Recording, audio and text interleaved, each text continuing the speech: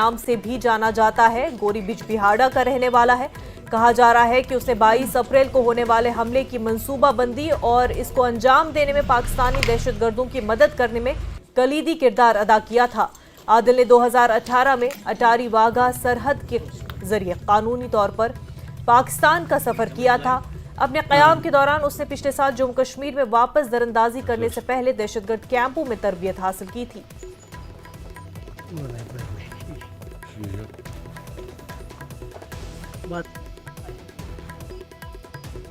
Adil Ahmad ठुकुर Alice Adil गुरी के मकान के करीब हम इस वक्त मौजूद हैं और हम आपको बताएं कि एक ब्लास्ट में और ये जो स्ट्रक्चर हैं ये आप देख सकते हैं ये गिरा पड़ा है। और आदिल अहमद ठुकुर एलिस आदिल गुरी के बारे में ये बताया जा रहा है कि जो पहलगाम अटैक जो टेरर अटैक हुआ उसमें ये जो है ये आदिल गुरी मुलव्वस बताए जा रहे हैं। और ऐसे में ये जो स्ट्रक्चर आप देख रहे हैं बिल्कुल कैमरामैन से मैं कहूँ वो दिखाने की कोशिश करेंगे आपको। ये देखिए गिरे पड़े शीशे, दरवाजे, खिड़कियां और ये जो इमारत गिरी पड़ी हुई आप देख रहे हैं ये बताया जा रहा है कि ये आदिल अहमद ठुकर एलिस आदिल गुरी का मकान है जो है गिरा पड़ा है, डेमोलिश हो गया है। और हम आपको बताएं कि इस आदिल के बारे में ये बताया जा रहा है कि इसकी इन्वॉल्वमेंट जो 28 पहलगाम टेरर अटैक है इसमें कहीं ना कहीं इनकी इन्वॉल्वमेंट है और इनका स्केच भी आया है। और अगर हम अनंतनाग पुलिस की बात करें, इंतजामिया की बात करें तो कहीं ना कहीं एक बहुत बड़ा रिवार्ड, एक बहुत बड़ा इनाम जो है इसके सर पे रखा गया है। और ये ग्राउंड जीरो की तस्वीर आप ये देख रहे हैं। दोबारा कैमरामैन से मैं कोशिश करूंगा इनको दिखाने की कोशिश करेंगे। आप ये देखिए पूरा स्ट्रक्चर जो है ये गिरा पड़ा है। ये आप देखिए शीशे, दरवाजे, खिड़कियां और ये इमारत, ये घर जो है ये गिरा पड़ा हुआ है। और हम आपको बताएं कि इसके बारे में ये है कि जो पहलगाम टेरर अटैक और पहलगाम टेरर अटैक के चलते ये स्ट्रक्चर जो है ये गिरा पड़ा है। ज़ोहर रिजवी, न्यूज़ 18 नेटवर्क, गुरी, अनंतनाग। नेशनल कॉन्फ्रेंस के सीनियर लीडर शेख बशीर अहमद ने पहलगाम दहशतगर्दाना हमले में मुलव्वस समझे जाने वाले 2 दहशतगर्दों के मकान को मिसमार करने के इक़दाम पर सवाल उठाते हुए तनाज़े को जन्म दिया है। उन्होंने कहा कि दहशतगर्दों के मकानात और इमलाक को मिसमार करने से कोई नतीजा नहीं निकलेगा। उन्होंने कहा कि सिक्योरिटी फोर्सेस को इंतहाई गैर इंसानी फ़ाल में मुलव्वस दहशतगर्दों को ख़त्म करने पर तवज्जो मरकूज़ करनी चाहिए। एनसी लीडर ने कहा कि हिंदुस्तान ने पाकिस्तान के खिलाफ बड़ी कार्रवाई करके दुरुस्त कदम उठाया है। उन्होंने तजवीज़ किया कि पहलगाम दहशतगर्दी की कार्रवाई पर सियासत नहीं की जानी चाहिए। ताहम उन्होंने कहा कि सिक्योरिटी लैप्स जैसी गलतियों को नहीं दोहराया जाना चाहिए। सिक्योरिटी फोर्सेस ने आज तड़के उन 2 आतंकवादियों के घरों को तबाह कर दिया है जिन पर शुबा है कि वो पहलगाम टेरर अटैक में शामिल थे। मेरे साथ इस पर बात करने के लिए हैं जम्मू कश्मीर नेशनल कॉन्फ्रेंस के सीनियर लीडर और प्रोविंशियल सेक्रेटरी जम्मू शेख बशीर अहमद।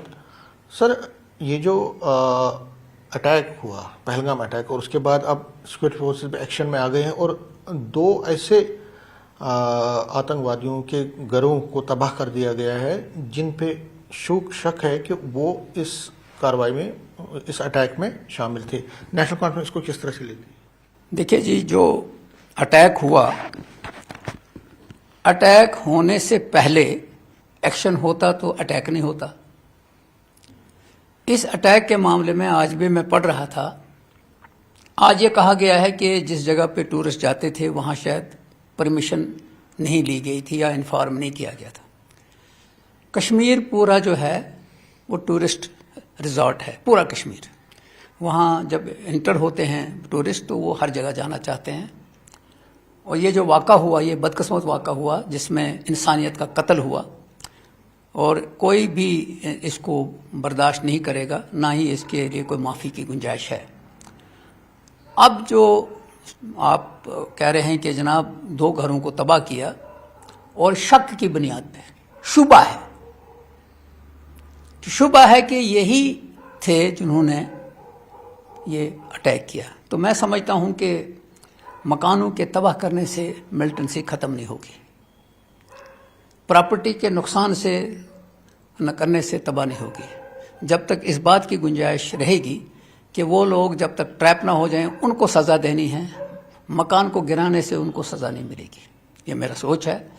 तो बहरहाल मैं समझता हूं कि अगर सिक्योरिटी फोर्सेस शक की बुनियाद पे किसी का भी मकान ढा सकते हैं तो उनकी किस्मत, लेकिन मैं समझता हूं कि जब वो खुद कहते हैं कि शक की शुबा है कि ये लोग इस इन्वॉल्व थे, मकान ढा दिया, तो उसमें अगर कोई फैमिली या कोई दूसरा रह रहा है तो वो कहाँ जाएगा। तो मैं समझता हूं कि चलो वो उन पे छोड़ते हैं कि वो क्या करते हैं, लेकिन मैं समझता हूं कि उनको पकड़ के मारना नहीं चाहिए, उनको कैफरे करदार तक जिंदा ही गाड़ना चाहिए ताकि दुनिया को इबरत मिले कि लगे कि ये इंसाफ है।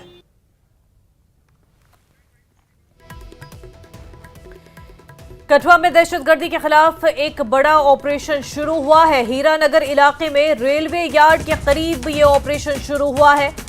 सिक्योरिटी फोर्सेस की तरफ से ऑपरेशन शुरू हुआ है। तो बड़ी खबर आपको इस वक्त की बता रहे हैं कठुआ से। कठुआ में दहशतगर्दी के खिलाफ एक बड़ा ऑपरेशन शुरू किया जा चुका है। हीरानगर इलाके में रेलवे यार्ड के करीब ये ऑपरेशन शुरू हुआ है। सिक्योरिटी फोर्सेस की तरफ से ये बड़ा ऑपरेशन शुरू किया जा चुका है। पहलगाम हमले के बाद कार्रवाइयां अंजाम दी जा रही है सिक्योरिटी फोर्सेस की तरफ से। तो वहीं इस वक्त की बड़ी खबर जो आपको बता रहे हैं वो कठुआ से है, जहां पर दहशतगर्दी के खिलाफ एक बड़ा ऑपरेशन शुरू किया जा चुका है। हीरानगर इलाके में रेलवे यार्ड के करीब इस ऑपरेशन को शुरू किया गया है। सिक्योरिटी फोर्सेस की तरफ से इस ऑपरेशन को शुरू किया गया।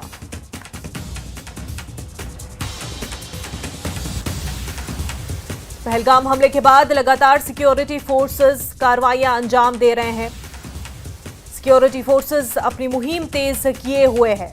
इस बीच आपको बता दें, कठुआ में भी दहशतगर्दी के खिलाफ सिक्योरिटी फोर्सेस ने एक बड़ा ऑपरेशन शुरू कर दिया है।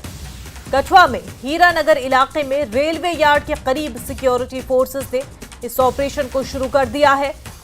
काफी बड़ा ये ऑपरेशन जो शुरू किया गया है कठुआ में दहशतगर्दी के खिलाफ, ये ऑपरेशन सिक्योरिटी फोर्सेस ने शुरू किया है ताकि दहशतगर्दी को जम्मू कश्मीर से पूरी तरह से खत्म किया जा सके। जिस तरह से पहलगाम में हमला हुआ, 26 मासूम लोगों की जानें इस हमले में गई, जाया हुई। और वहीं आपको बता दें कि अब इस हवाले से सिक्योरिटी फोर्सेस पूरे जम्मू कश्मीर में अपने ऑपरेशन, अपनी मुहिम तेज कर चुके हैं। कठुआ में दहशतगर्दी के खिलाफ बड़ा ऑपरेशन शुरू किया गया है। हीरानगर में रेलवे यार्ड के करीब सिक्योरिटी फोर्सेस ने इस ऑपरेशन को शुरू कर दिया है।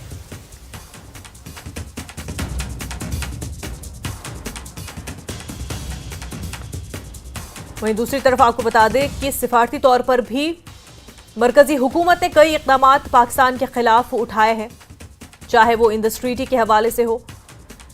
हमारे साथी चरणजीत इस वक्त हमारे साथ जुड़ चुके हैं। चरणजीत, कठुआ में सिक्योरिटी फोर्सेस ने एक बड़ा ऑपरेशन शुरू किया है, इस हवाले से हमें जानकारी दें।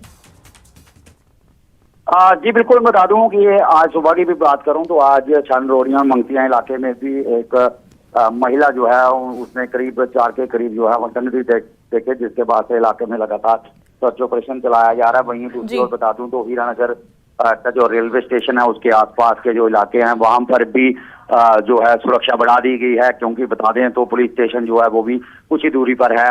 आईबी की बात करें तो आईबी भी यहाँ से 3 से 4 किलोमीटर की दूरी पर है। तो कहीं ना कहीं ये इलाके जो है ये संवेदनशील इलाके हैं। और जिस तरह बता दूं तो जिला कठुआ पिछले कुछ महीनों की बात करें तो जिस तरह से संवेदनशील बना है तो उसको लेकर भी सुरक्षा के पुख्ता इंतजाम जो है वो किए गए हैं। जी, तो इस इलाके में अगर सूरत हाल की बात करें, क्योंकि पहले से आपने बोला कि काफी हसास रहा है, इस वक्त वहां पर कैसे सूरत हाल है? जी बिल्कुल, जाहिर तौर पर जब इस तरह की मूवमेंट जो है वो इलाके में देखी जाती हैं, जिला कठुआ की बात करें तो पिछले कुछ महीनों से जिस तरह से मैं बात करना चाहूंगा, सन्याल में सर्च ऑपरेशन हुआ 23 मार्च को, उसके बाद 27 और 28 मार्च को सुफैन में 2 आतंकियों को ढेर किया गया। तो उसके बाद से जिस तरह से लगातार कठुआ के भिन्न भिन्न इलाकों में बात करूं, देर रात की बात करूं तो लखनपुर का जो दन्ना इलाका है वहां पर भी मूवमेंट जो है वो दर्ज की गई, वहां पर भी सर्च चलाया गया। और आज सुबह की बात करूं तो आज भी जो हीरानगर का जो मंगतियां इलाका है वहां पर भी एक महिला द्वारा 4 सस्पेक्ट देखे गए, जिसके बाद इलाके में व्यापक तौर पर सर्च जो है चलाया जा रहा है। तो अभी कुछ ही देर पहले की बात करूं तो यहाँ से हीरानगर जो रेलवे स्टेशन है वहां उसके पास जो जाड़ है वहां पर भी लगातार जो है वो तलाशी अभियान जो चलाया जा रहा है। सिक्योरिटी फोर्सेज जो है वो वहां पर पहुंची हुई हैं। गहर तलाशी अभियान जो है इन इलाकों में चलाया जा रहा है। जी बिल्कुल, आप इस सिक्योरिटी ऑपरेशन पर नजर बनाए रखें, आपसे आगे भी जानकारी लेंगे। फिलहाल के लिए चरणजीत, बेहद शुक्रिया आपका।